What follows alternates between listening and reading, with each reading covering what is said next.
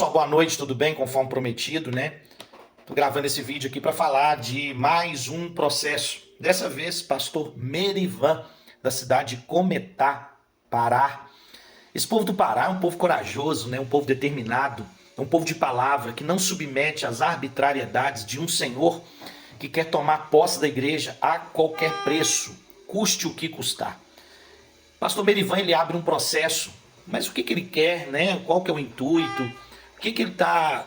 Por que ele está acionando a justiça? Por causa da mudança do estatuto da igreja, né? Principalmente quando se trata de nomeação de presidente do estado. Quando na verdade a nomeação de presidente não faz parte do primeiro estatuto da igreja, porque os presidentes estaduais da igreja do Evangelho Quadrangular, eles não são nomeados, eles são eleitos.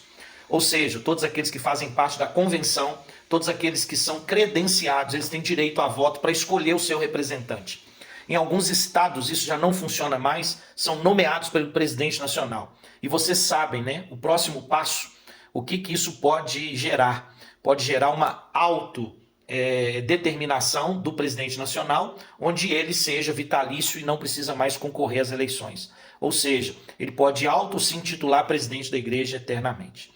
Então, tudo caminha para isso, né? Ninguém está conseguindo, né, entender onde a mente humana pode chegar, mas nós sabemos que isso tudo aí é o desejo do extremo poder, fatos ocorridos com Herodes, Acabe, Nabucodonosor, entre outros líderes que nós vemos aí na Bíblia, e não só na Bíblia, mas no mundo o qual nós vivemos e fazemos parte nos dias atuais. Então vou mostrar para vocês aí o processo, passo a passo, dá uma olhadinha aí. O processo é público, não tem nenhuma restrição, qualquer um de vocês consegue acessar, né? E só para finalizar esse vídeo, deixar aqui bem claro, algumas pessoas, aliás, várias pessoas estão entrando em contato comigo, perguntando sobre: pastor, o senhor viu aí as publicações acerca do pastor Lorival? A única coisa que eu tenho para dizer para você é: calma, espera, não entremos em pânico, calma, espera, fiquem tranquilos, descansem, é só uma questão de tempo, espera, tá bom? Acredita no que eu estou falando para vocês. Não entre em desespero, espere. O povo do Pará é diferente. O povo de outras localidades do Brasil são dominados pelo medo, né? Já foram escravizados e de repente não tem nenhuma ação, fica até com medo de agir. O povo do Pará não, o povo do Pará está mostrando que aqui é diferente, né? O povo comedor de açaí de R$ 30 aí é um povo diferente. Forte abraço, acompanhe, dá uma olhadinha. Vocês podem ver, está aí o processo, né? O órgão julgador é a segunda vara civil da comarca de Cametá, ok? Então, o denunciante é Merivan Pires de Oliveira. Ação de anulação de alteração de estatuto. Declaração de nulidade de ata de assembleia extraordinária com pedido de antecipação de tutela. Então vou ler para vocês, ó. Em face de Igreja do Evangelho Quadrangular, entidade religiosa, inscrita no CNPJ tal, com sede estabelecida no tal endereço em São Paulo, nos termos seguintes dos fatos. Em 15 de novembro de 2024, ocorreu a 70ª Convenção Nacional e a 4ª Convenção Nacional Extraordinária da Igreja do Evangelho Quadrangular, designadas para deliberações e alterações estatutárias. A convenção foi convocada em um formato híbrido devido à pandemia de Covid-19, permitindo a participação presencial e virtual dos convencionais. O principal tema em discussão foi a reforma estatutária, que resultou em mudanças significativas, especialmente na forma de nomeação dos membros dos conselhos estaduais de diretores. Conforme o artigo 171 do Estatuto anterior, a alteração estatutária deveria ocorrer por meio de votação formal, com aprovação de 2/3 dos convencionais presentes. Entretanto, a alteração foi realizada por aclamação, sem respeitar os procedimentos formais e estatutários exigidos.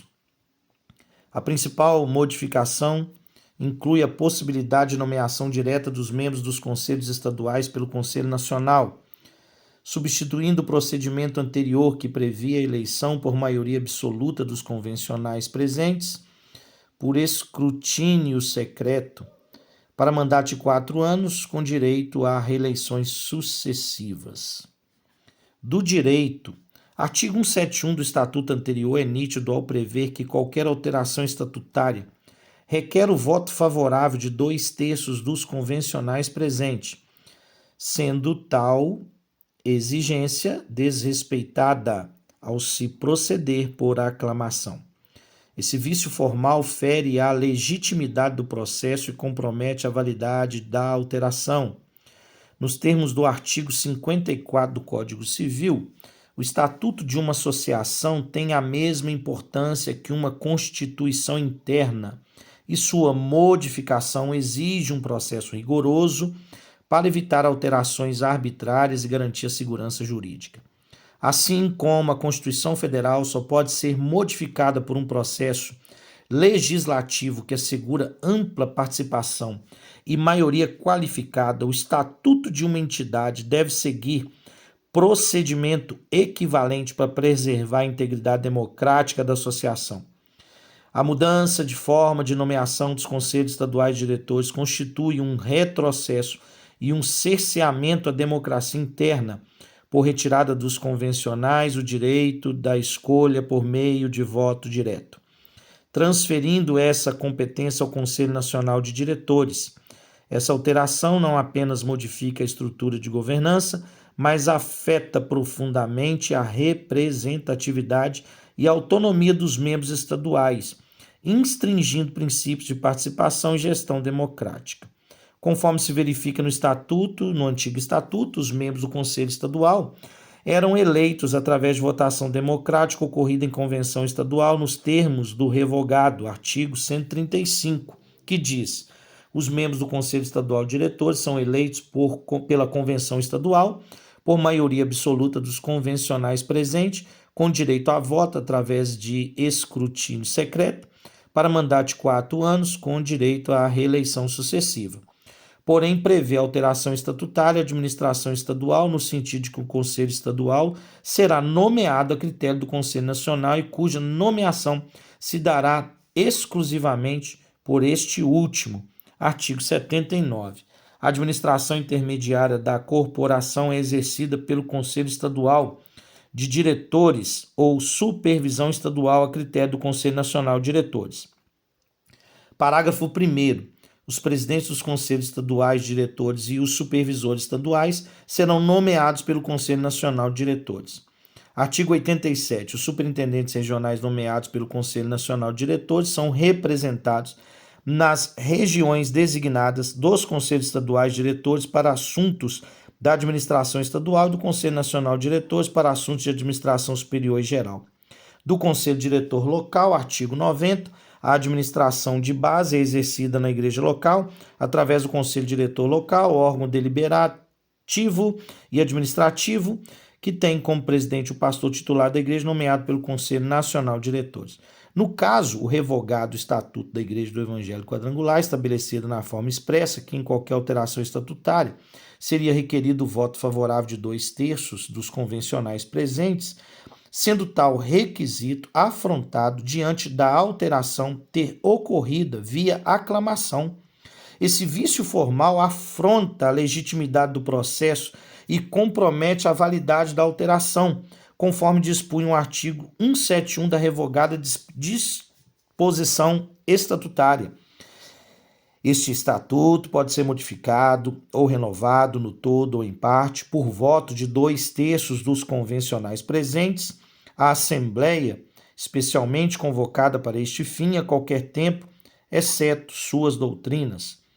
Tal disposição, ilegalmente violada, corresponde ao supramencionado artigo 54 do Código Civil, pois o estatuto de uma associação ou de uma organização religiosa possui equivalência a uma constituição interna e sua alteração exige um processo rigoroso para evitar alterações arbitrárias e garantir a segurança jurídica.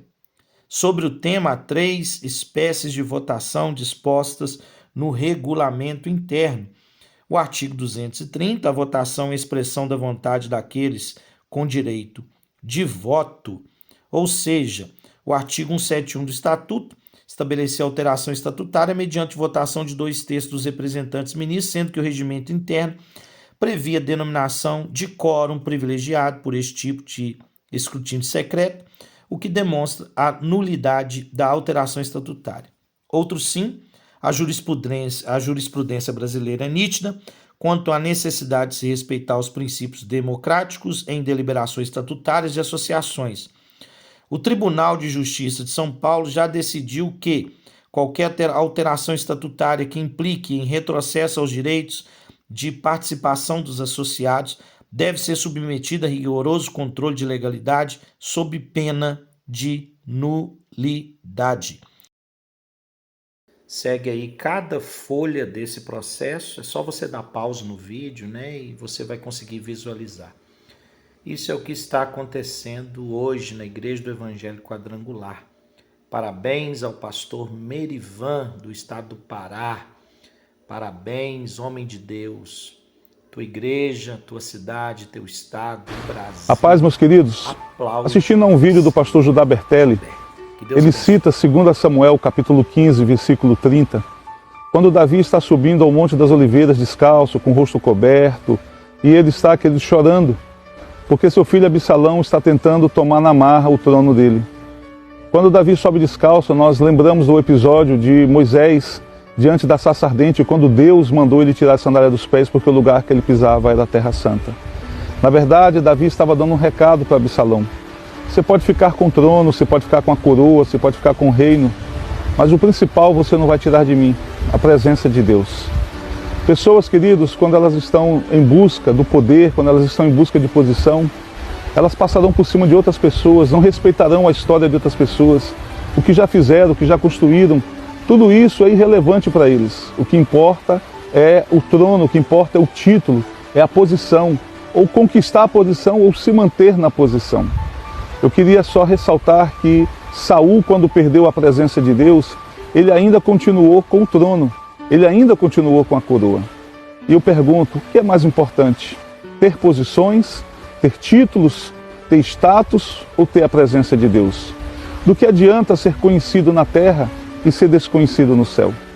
Queria que você meditasse nisso e que você pudesse orar, queridos, por todos aqueles que estão sofrendo algum tipo de perseguição por conta, queridos, daqueles que querem se manter no poder.